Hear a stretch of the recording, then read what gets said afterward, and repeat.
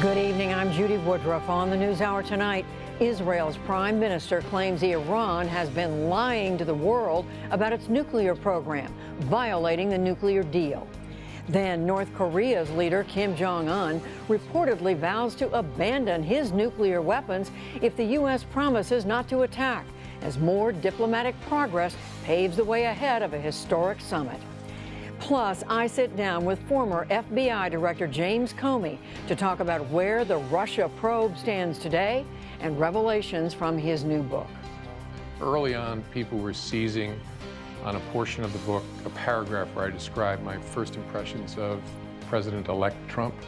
And people took it, distorted it, in my view, like I was taking shots at the guy, which I wasn't. I was trying to be an author. All that and more on tonight's PBS NewsHour.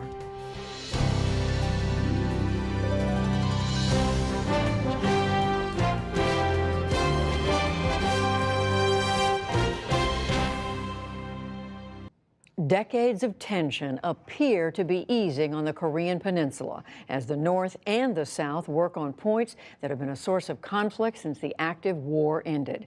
John Yang reports. On the Korean Peninsula today, signs of progress from both sides. First, from North Korea's state newsreader. Pyongyang announced it will resync its time zone with South Korea's starting Saturday. In 2015, they had set clocks 30 minutes behind Seoul.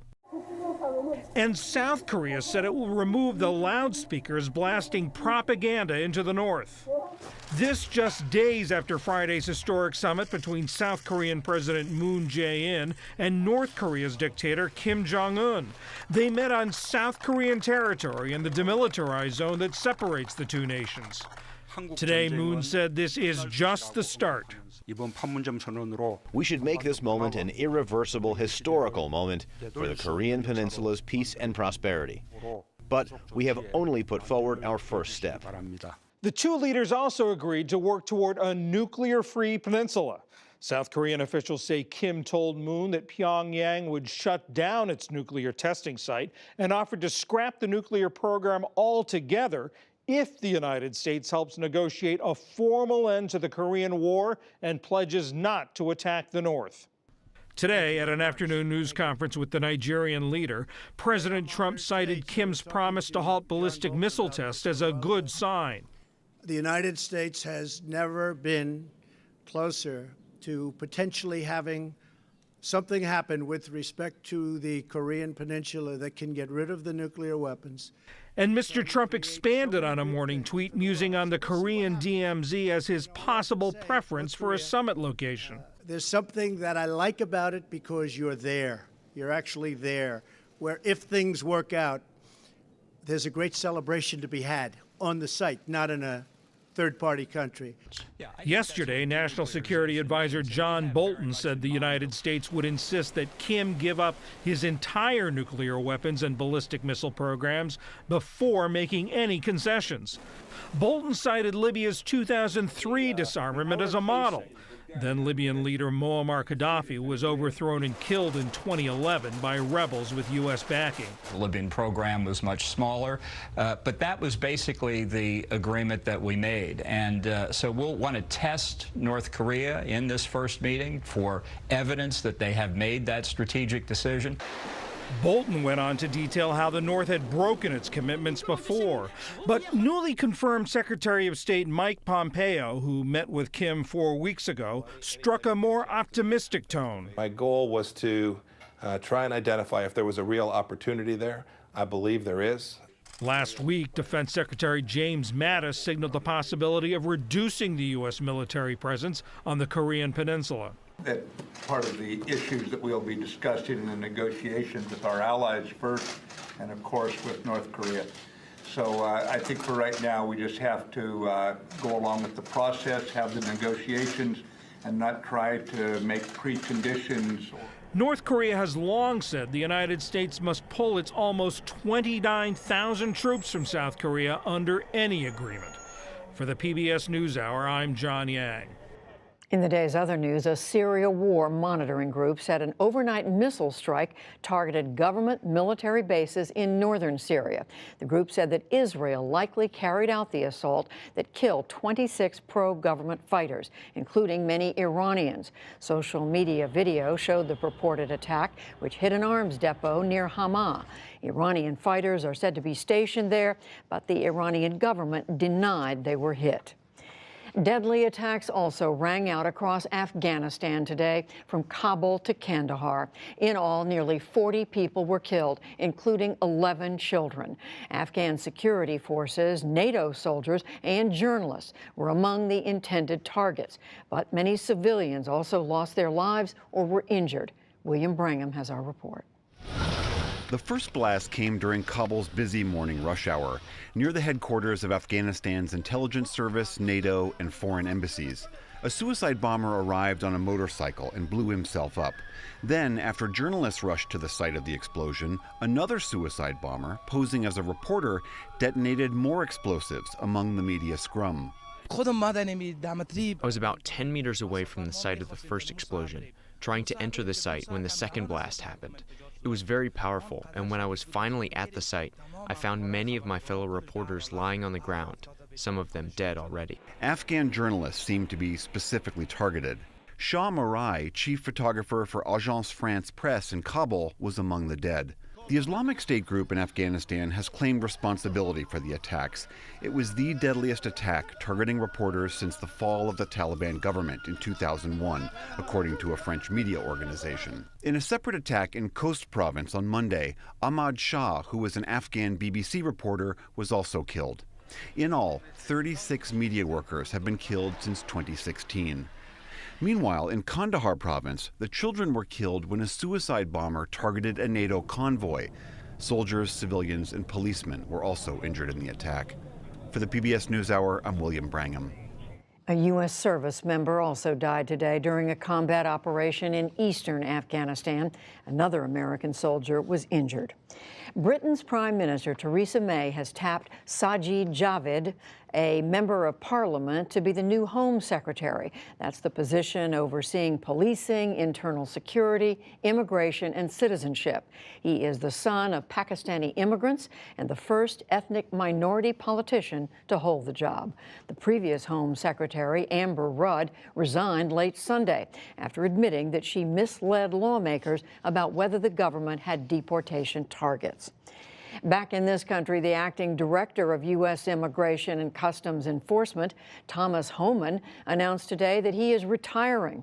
President Trump nominated him to lead the agency permanently in November, but his nomination stalled in the Senate. Homan came under fire last year after saying that undocumented immigrants in the U.S., quote, should be afraid under the Trump administration. He will leave the agency in June. A caravan of about 200 asylum seekers from Central America were denied entrance into the U.S. for a second day. U.S. authorities said they didn't have the space to process asylum applications, so they'll have to wait on the Mexican border with San Diego. The caravan arrived in Tijuana Sunday seeking refuge. They should have a little more awareness and at least support us in cases that really need support. We are coming from our countries not because we want to, but because the situation is very bad in our countries. Border officials said they weren't sure when that San Diego crossing facility would begin accepting new asylum cases. Adult film actress Stephanie Clifford, known as Stormy Daniels, is suing President Trump for defamation. Clifford claims that she had an extramarital affair with Mr. Trump in 2006. The lawsuit, filed in a Manhattan court today, alleges the president lied when he tweeted earlier this month that her claims of being threatened for discussing the alleged affair was, quote, a total con job. U.S. consumer advocacy groups are warning that a new merger between Sprint and T-Mobile could hurt customers. They fear less competition in the wireless market will likely trigger higher prices. The $26.5 billion deal announced Sunday still must clear several regulatory hurdles. If approved, it would reduce the U.S. wireless industry to just 3 major carriers. A midnight deadline is looming for President Trump to decide whether to permanently exempt the European Union and 5 other countries from new U.S. steel and aluminum tariffs. They were imposed last month, but the Trump administration granted them temporary exemptions set to expire by this day's end. Meanwhile, stocks closed lower on Wall Street. The Dow Jones Industrial Average dropped 148 points to close at 24,163. The Nasdaq fell 53 points, and the S&P 500 slipped nearly 22. Still to come on the NewsHour, one-on-one with former FBI Director James Comey. A side effect of the opioid crisis, costly heart surgeries, plus much more.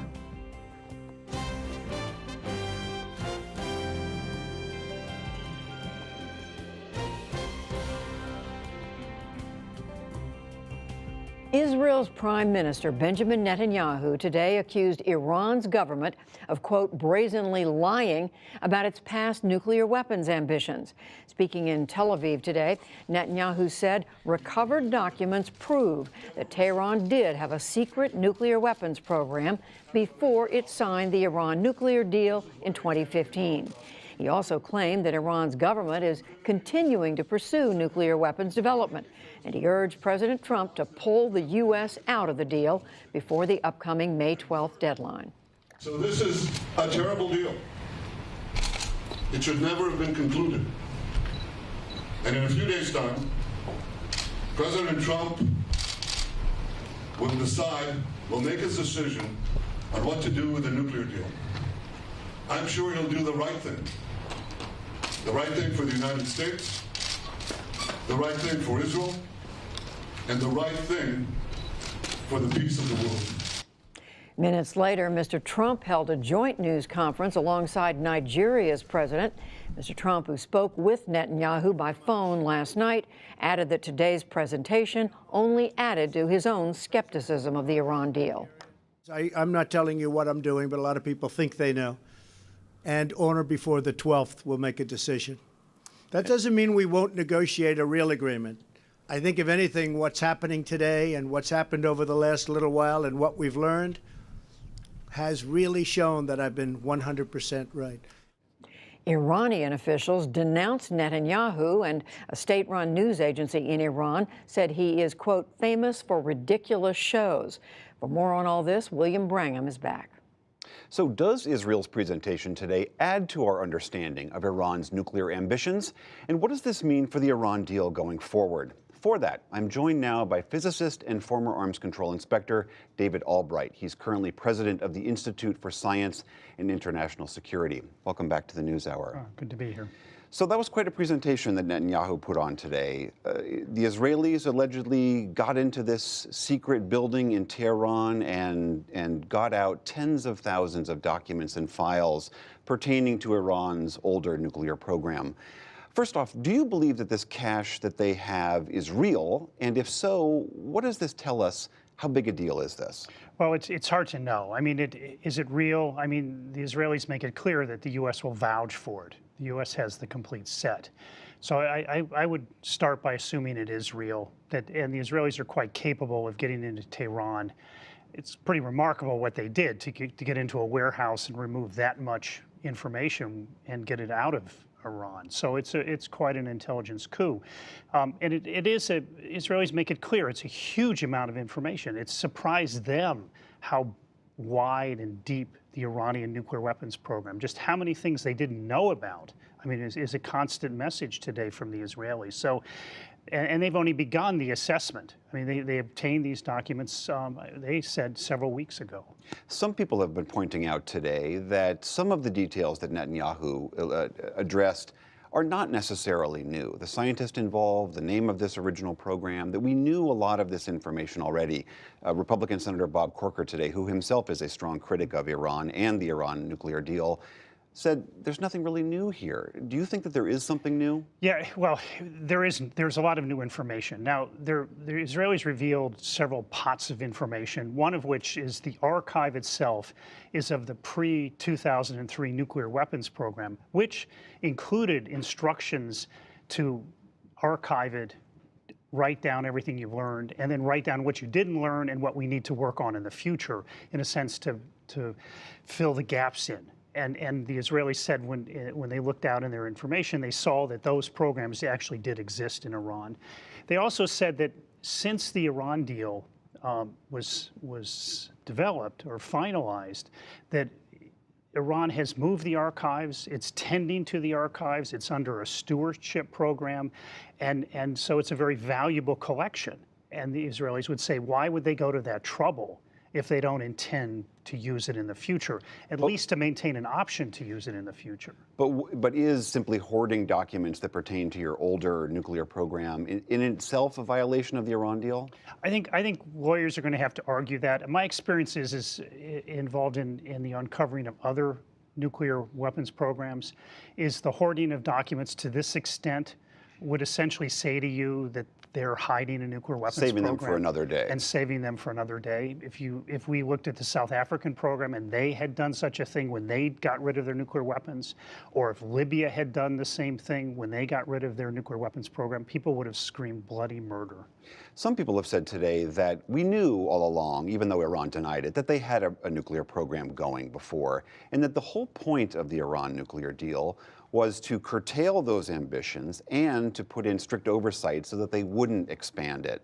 And so could you read this revelation today as further reasons to keep the deal intact, which is the opposite of what the Israelis are arguing? Yeah, no, I think you can. I mean, you can argue that this is now the chance to really nail Iran on its violations of the Nuclear Non-Proliferation Treaty and to get them to reveal the program, get rid of it, and allow long-term monitoring of the facilities and people that were involved in the program. So you can, and having the nuclear deal in place is good. But on the other hand, because this archive seems to be kept to use in the future, it actually is a little chilling about the sunsets that we face in the Iran nuclear deal. They look a little more deadly. This is the parts of the deal that will disappear and relieve Iran of some of the strict oversight in coming years. That's right. The timing of this also seems important. In about 10 days, President Trump has to certify whether the Iranians have been living up to their end of the bargain. Clearly it seems that Netanyahu, who cannot stand this deal, would like the president to be swayed by this. Do you think this is going to work? If this audience essentially was won for Netanyahu, I think he's trying to convince Iran to walk away from the deal and hand him a more substantive nuclear reason to do so. So I think whether he succeeds in that, I don't know. I mean, President Trump has also said that he's open to fix the deal, and his negotiators are working, probably as we speak, to fix the deal as he's outlined. And this revelation by Israel today does not eliminate the fixes that can be done. I would argue it could strengthen the ability to fix this deal. But again, we'll have to see. David Albright, thank you very much. Thank you.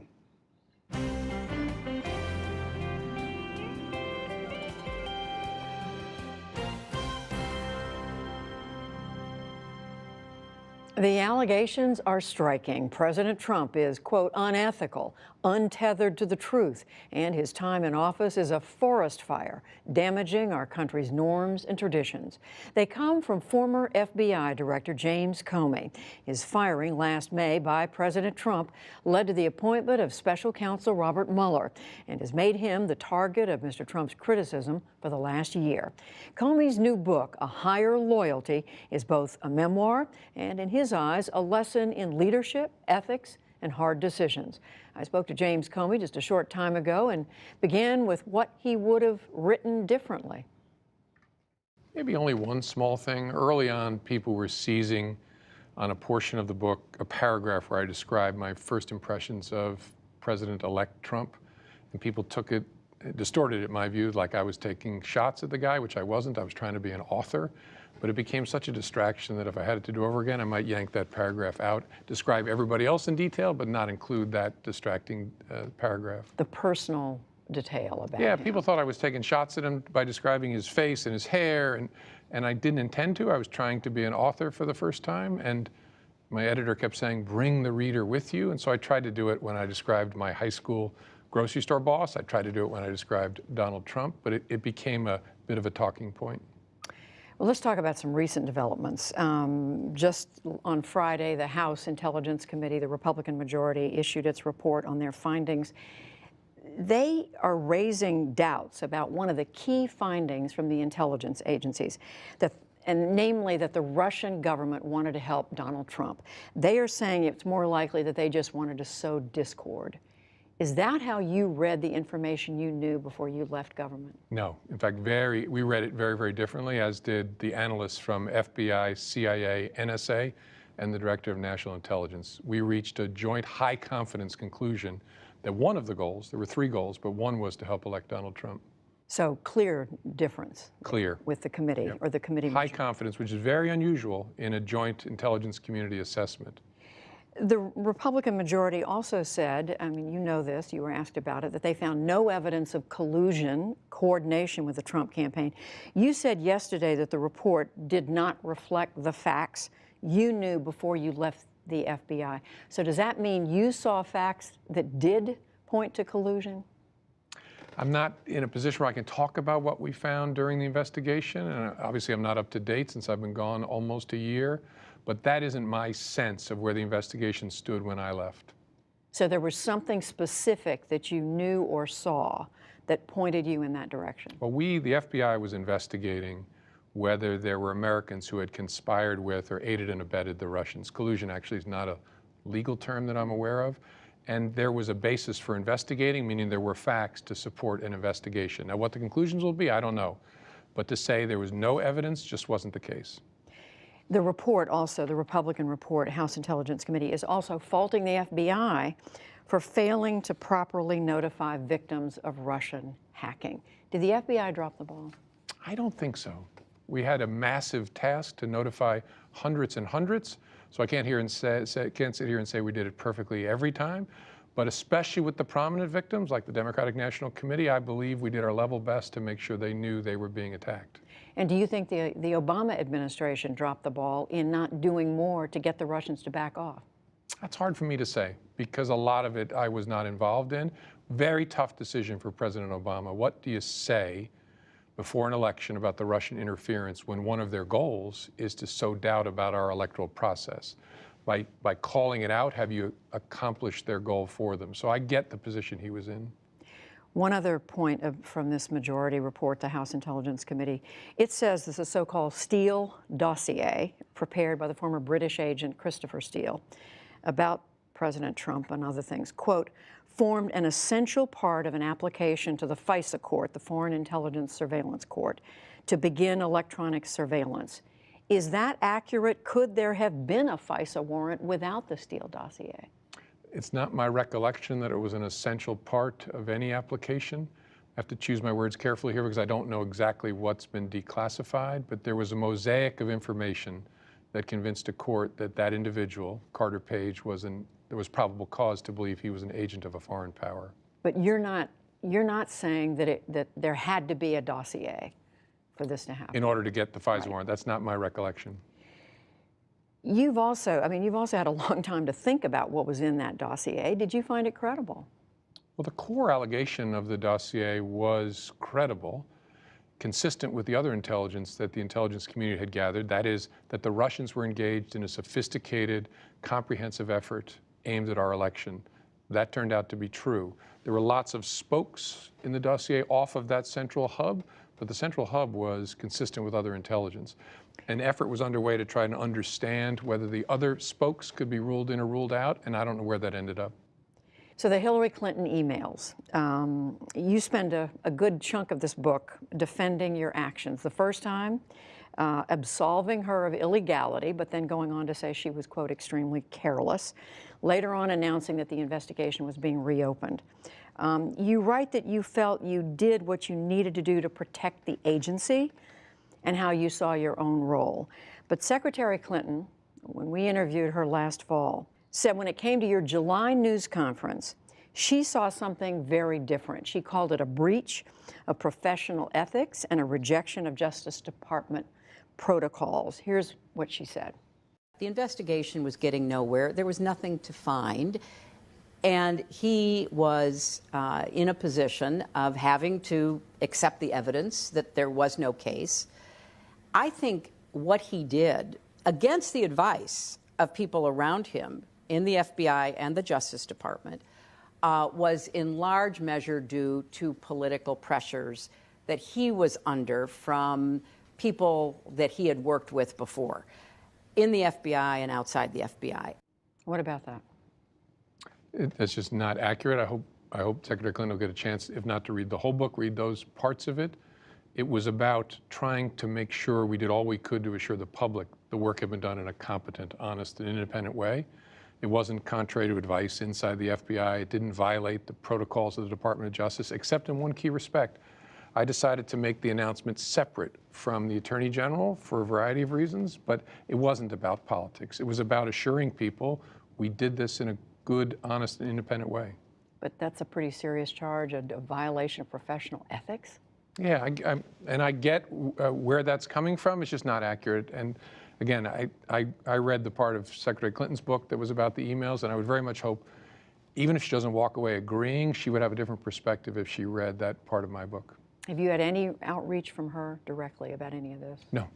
So she went on to say after that in the interview, she said everybody was moving forward after what happened in July. But then she says the proximate cause of her defeat was your October 28th letter about reopening the investigation after finding those emails on Anthony Weiner's laptop, which she says has never been adequately explained or defended, had nothing to do with the earlier finding. That's what she said. And here's how Donald Trump reacted. The FBI has just sent a letter to Congress informing them that they have discovered new emails pertaining to the former Secretary of State Hillary Clinton's investigation.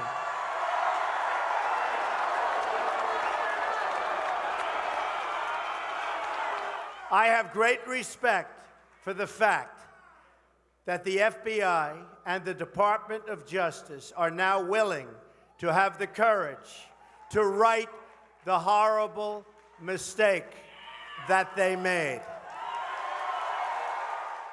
So President Trump, in effect, celebrating President or Secretary Clinton, saying this was the proximate cause that she lost. Yeah. And it reflects the confusion that political people have in trying to figure out whose side is the FBI on when we weren't, and it isn't today on anybody's side. We were trying to make decisions when there was no good option. There were bad options and there were worse options, and each case we tried our best to choose bad over worse. And fitting that into a partisan lens is impossible, which is why you have this. I guess Donald Trump was a fan of the FBI back in that day because he thought we had done something for him. We weren't doing something for him, nor were we trying to hurt Secretary Clinton. We were trying to do the right thing. How does it feel to you to be the object of this kind of strong language from the two nominees for president in 2016? It's painful. The whole process was a nightmare. Look, I wish that Secretary Clinton had never had a personal email server. I wish Anthony Weiner had never had a laptop. And maybe they wish there'd never been an Anthony Weiner. But when you get stuck in a situation like that, you know that you're stuck. And that especially in a partisan environment, people are going to be mad at you because they assume you're not on their side. We're trying to be on the country's side. So it's painful, but honestly, even looking back, it doesn't change the way I think about it. Another thing from President Trump, he often complains loudly about FBI leaks. How much of a problem is that? It's a problem in any organization. It's not, in my mind, a huge problem in the FBI. When it happens, we investigate it. If it's classified information, we do a criminal investigation. If it's not, we do an internal investigation. It matters, but it's not, the FBI is not a sieve. It happens because we have 38,000 people. I ask in part because 2 years ago, there were widespread reports fueled by Rudy Giuliani that there were anti-Hillary Clinton agents in the New York FBI office who leaked bad stuff about her. Giuliani even suggested that he knew about some of this ahead of time. Did that concern you? Yes. In fact, Rudy Giuliani made a statement at the end of October that he knew something big was coming. Like, if that's true, he knew something big was coming before I did. But after we had to reopen the email investigation, I commissioned an investigation to try to find out, was someone giving him non-public information in violation of our rules. The investigation wasn't finished before I was fired, but I know I ordered it, and I'm confident they followed that order. Well, I was going to ask you, do you have reason to believe that he was tipped off? I don't. I was very concerned by his statements and wanted to find out. But where does that stand today? I don't know. I got fired on May the 9th, and it wasn't finished by then. And the rest of the interview tomorrow, when James Comey has more to say about the Hillary Clinton emails, the role played by former Attorney General Loretta Lynch, and hard decisions he and the FBI faced in 2016.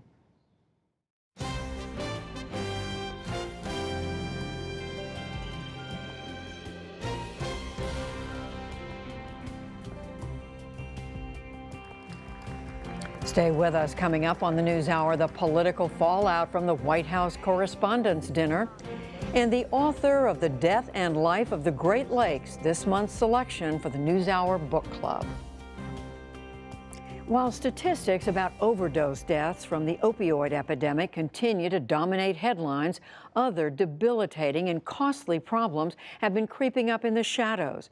From PBS station IdeaStream in Cleveland, Kay Colby reports on an increase in deadly heart infections among IV drug users, a little-known problem with big-time consequences for individual patients and society as a whole. It's part of our ongoing series, America Addicted, and a warning, some of the images and photos you're about to see are graphic. These images capture fallout from the opioid epidemic among people who are homeless in Chicago. They're part of a photo essay by Lloyd DeGrain, published by Belt magazine in 2017. At times, heroin injected into the veins of users can lead to dangerous infections, like the one that killed this 34-year-old woman. Almost 350 miles away, Cleveland Clinic surgeon Jose Navia is prepping for an operation to keep a similar infection from destroying the heart of a 31-year-old mother. It's a very difficult case. Hopefully we can do in the right way. And then we like to replace the valve, or the aortic valve, and then repair or replace in the mitral valve. The human heart has 4 valves, including the aortic and mitral valves. Each valve opens and closes with every heartbeat to control blood flow in certain directions. Clumps of bacteria can attach to the flaps of valves, forming nodules of pus. And so the valve is literally being eaten alive by the bacteria. It eats away the tissue around the valve, and it is very difficult, almost impossible to cure with antibiotics. Cleveland Clinic's head of cardiovascular medicine, Dr. Stephen Nissen, says for people addicted to opioids, the pathway to deadly heart infections often begins with a dirty needle or polluted drug. The heroin itself is not sterile. You know, the addicts have learned they will cook it. They'll use a flame to heat it up, but that doesn't generally sterilize it completely. And so you're repeatedly injecting bacteria into your bloodstream. Green towel, please. It's not long before Dr. Navia confronts the full wrath of his patient's infection stemming from IV drug use. All 3 flaps of the aortic valve resemble tiny pieces of Swiss cheese. This is another perforation. Shouldn't be this way, should be completely closed here. With the aortic valve completely destroyed, Dr. Navia opts to put in a replacement made of cow tissue. After running a series of threads through it, he puts it in position. And this is a new valve. With hands that mimic a keen knitting needle, he secures it in place. The cost of open heart surgeries like this can run over $100,000. Many patients come in with lots of complications, requiring days or weeks in ICU. Studies show cases of infective endocarditis, which is the medical term for infected heart valves, are on the rise among younger adults, mostly due to the opioid epidemic. 3 of the 21 occupied beds in the clinic's cardiac ICU are currently filled by endocarditis patients suffering from IV drug use. That's very typical. It can be more, it can be less, but that's a pretty good average. These days, that's what we see. So what is that telling you? It's telling you that this is an epidemic that is just out of control. The Cleveland Clinic says in 2014, 10% of its endocarditis patients undergoing surgery were opioid dependent. In the first 6 months of 2017, that percent was 18.5. Research elsewhere shows a similar trend. A study at 2 large Boston hospitals found between 2002 and 2014, their percent almost doubled. The Boston study also found poor long-term results for those patients. Cleveland Clinic infectious disease chair Dr. Stephen Gordon says their research found poor outcomes starting about 3 months after surgery. From 90 days to the 6-month period, the risk of readmission or reoperation is 10-fold higher amongst the opioid use disorder patients with endocarditis that were operated on. And we believe that is most likely due to relapse. Experts say those suffering from opioid addiction face high rates of relapse, which often means reinfected valves and repeat surgeries. Many patients are on Medicaid or lack health insurance altogether. We have seen a fairly significant number of patients that have had not 1, not 2, but 3 or 4 heart valve replacements related to repeated use. Bioethicist Mark Alicio says repeat cases raise some thorny ethical issues. He and others argue addiction treatment needs to be part of the heart care protocol for such patients. There's really got to be comprehensive care for patients who have this issue, because if there's not, you're going to put them through a lot of pain, some suffering, a difficult road for little and in some cases maybe no benefit. Gordon says the Cleveland Clinic now includes addiction treatment up front for endocarditis patients who use IV drugs. We want the addiction specialist up front, similar to we would have our other subspecialist up front in the care for this patient. And if it's indicated, medication-assisted treatment, then no barriers to getting started in the hospital, which is relatively novel, but a lot of hospitals are looking at that. Public health advocates say these cases also point to the need for more harm reduction programs, like distributing clean needles, as well as devoting more resources to addiction treatment. Again, Professor Mark Alicio. You don't have to care about any individual drug user one lick to know that it's in your interest for society to focus on prevention and harm reduction. It's a lot cheaper to prevent endocarditis than to do a valve replacement. Good, suction to me. About 3 hours after scrubbing in with the second valve repaired, Dr. Navia weans his patient off the heart-lung machine. The heart is managed by his own, and the 2 valves, the aortic valve that we replaced is working fantastic, and the mitral valve repairs also, so the heart is getting a normal function. And she did very, very well so far, so I'm very happy. Came off the pump without any problem. And then, so we'll see about she's recovery, but I'm very happy with the results so far. While this surgery succeeded, big societal questions remain. And according to Stephen Nissen, so does the human toll. If we don't cure the heroin addiction, then we haven't solved the problem. And that's where we stand. The legacy of this is going to go on for decades. It's a ripple effect, and it keeps on growing. For the PBS NewsHour, I'm Kay Colby in Cleveland.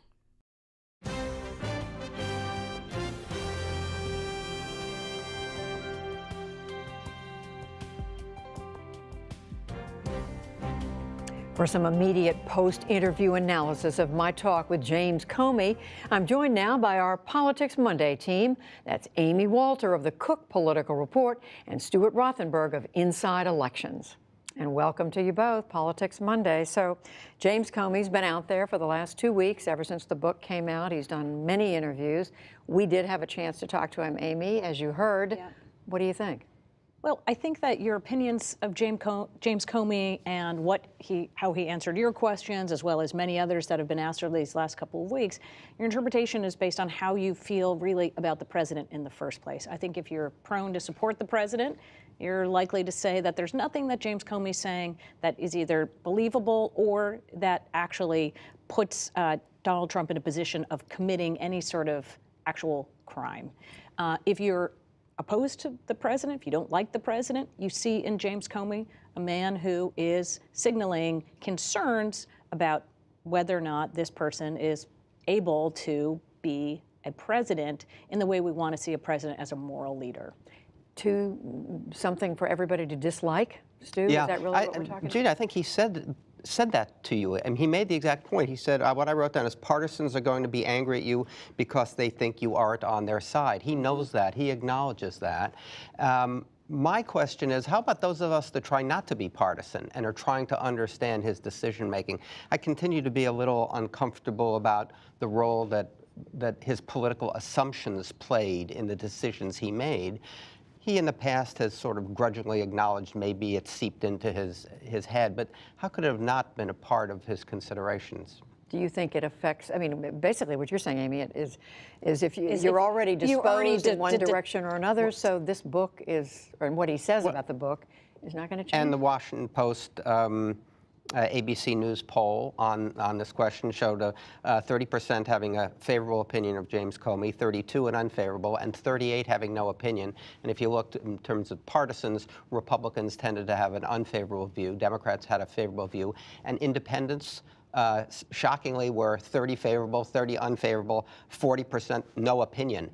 This is a guy that's been everywhere. Imagine having no opinion. I think it's just a general confusion of uncertainty. And then it's kind of background, believe. it's the continuing background noise of what does this all mean? Because there has been no real new ground broken with this book in terms of the facts laid out. There's still a lot of questions about what actually happened. Is there collusion? Was the law broken? There's nothing new in this book about details about what he saw and heard. Well, I don't think there's been a poll done about it yet, but last night, Stu, Saturday night in Washington, there was the White House Correspondents' Dinner, and there are some strong views about, I wasn't there, but there are some strong views about what was said.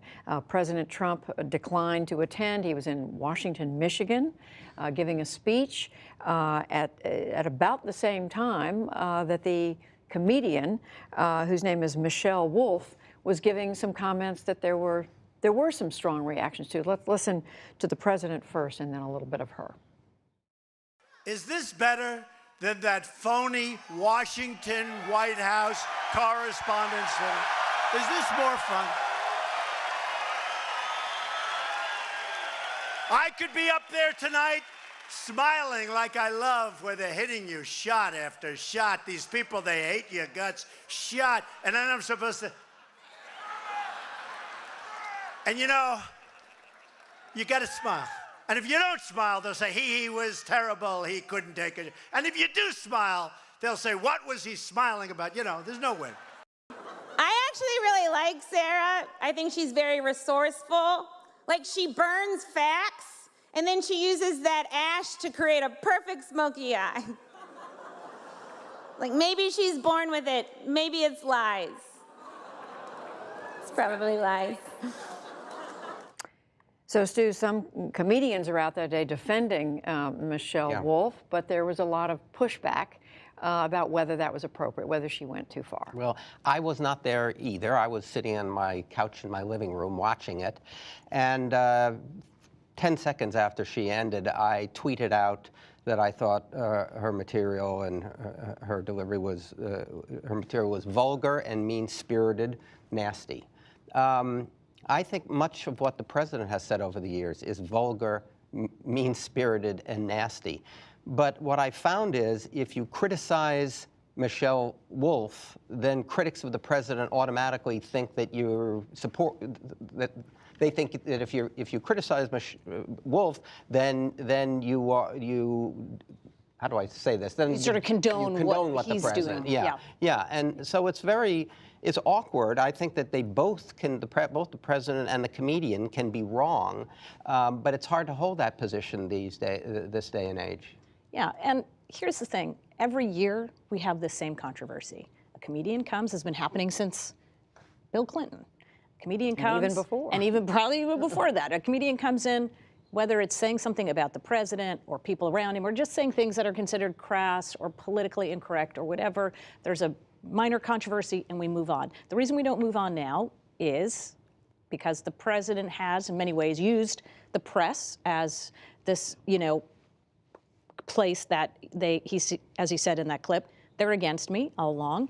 And quite frankly, when you hear a bunch of people in the room laughing right? A room that is filled with journalists laughing at all of those jokes. Right. America can say, well, I guess this is where the press is. But if you don't want these controversies, here's a really great idea.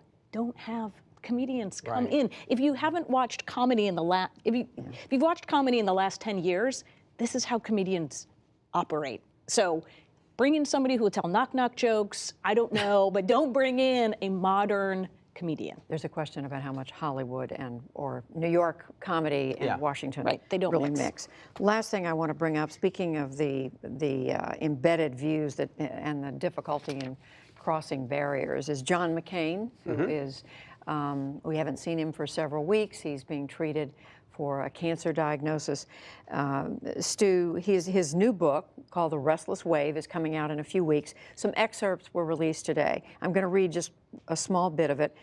He didn't name President Trump, but he said, referring to him, he said, he's declined to distinguish the actions of our government from the crimes of despotic ones. The appearance of toughness or a reality show facsimile of toughness seems to matter more than any of our values. He goes on in these excerpts to lament the divisions, but he does make it clear where he's coming from about the president. Yeah, one other quick thing. He said, I don't remember another time in my life when so many Americans considered someone's partisan affiliation a test of whether that person was entitled to respect.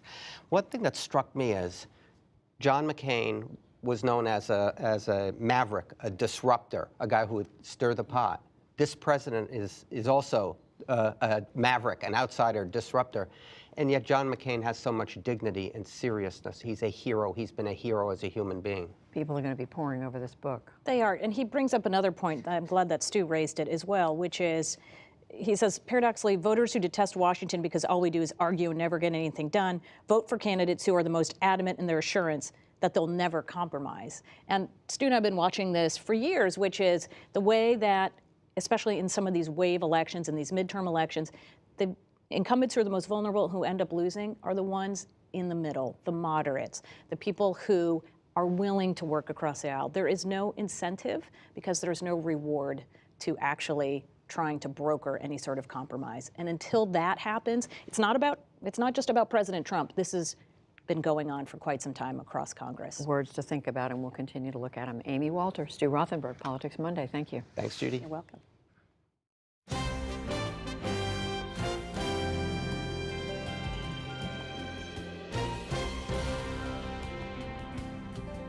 And now our monthly Now Read This interview.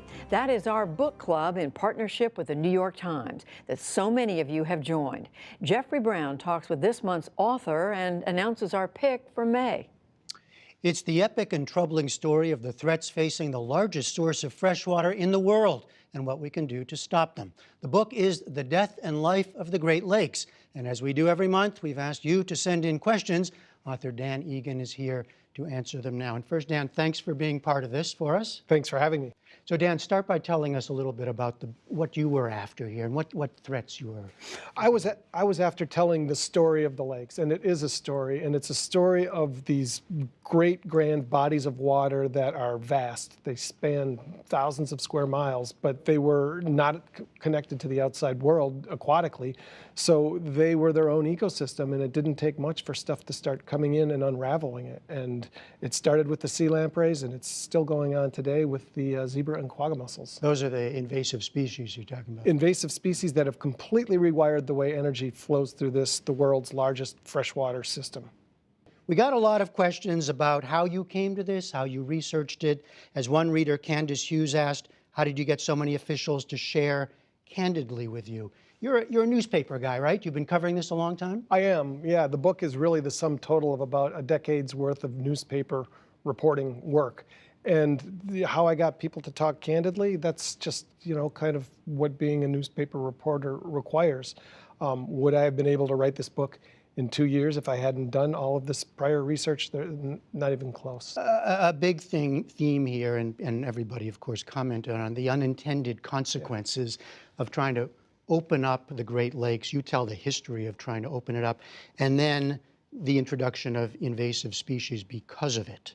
So a lot of people asked how much we've learned about that experience and about reducing the spread of invasive species. That's a great question, and I don't know if we've learned enough. I mean, there was just a push last week in Congress to pull back Clean Water Act protections for the Great Lakes with regards to invasive species. It got beaten back at the last minute, but we were going to go backwards. And I don't know how much we've learned. I don't think people understand what's happened or what could still happen. So you wrote, when you're writing this kind of a book, getting away from the newspaper, a lot of people wondered, as I did, about your influences, right? Because there are some obvious examples, like a Rachel Carson book. One reader, Edwin Lambert of Rockville Center, New York, asked if you were influenced by Wallace Stegner. Yeah? That's interesting because I did spend some time out west after college, and one of the books that really stuck with me was the 100th Meridian, and that's a biography, largely a biography of John Wesley Powell, and how we engineered the water dynamics out there in a way that we're kind of recognizing maybe might not have been the best idea for modern society. But yes, Wallace Stegner, absolutely. So Barbara Wooden of Westchester, Pennsylvania, but she writes, but born and raised on Lake Erie, her bona fides. You gave us hope that nature will do much to restore the Great Lakes aquatic life in the future. After all the man-made blunders, do you think we should do less to change the balance of nature in the lakes and let nature resolve the balance? Or have we already done too much damage? I don't know if we're never going to get back what we lost. And I don't think we're ever going to get complete control of the lakes as some people believed we had for a while. I think if we approach the management with a little more humility and a little more appreciation for what nature can do on its own in terms of finding some sort of equilibrium, we'll be better off. I don't know if we're there yet. We have a question from Chuck Monroe of Chicago. He asked, what is the best thing an ordinary citizen like myself can do right now to support the health of the Great Lakes and availability of fresh water for life on Earth? It is a big question, but there is a deceptively simple answer. I think the most important thing you can do is to make sure, if you have children or if you have younger relatives, that they have a relationship with the lake. I live about 3 blocks from Lake Michigan, and I try to get my kids down there swimming as often as possible. I think what happened for a while is a generation or two turned their backs on the lakes, and the lakes suffered, as you would expect. So I think the most significant thing you can do is to just raise the next generation with an appreciation for what we have. So take the Great Lakes, but personalize it. Absolutely. All right. We're going to continue and have more of our conversation on our Now Read This page. But before we end here, let me introduce our book club pick for May. It is the book Educated by Tara Westover, a memoir of growing up in a survivalist family in remote Idaho. It's been one of the most talked about and critically acclaimed books of the year. We hope you will enjoy it, and we hope you do continue to read along with us in Now Read This, a partnership with the New York Times. Dan Egan, for now, thanks for being part of this. Thanks for having me.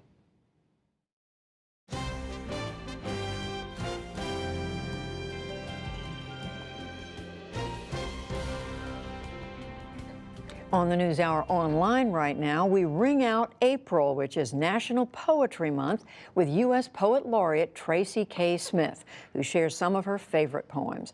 That and more is on our website, pbs.org/newshour.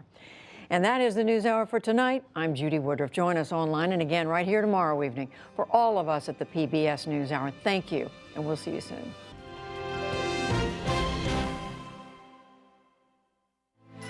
You're watching PBS.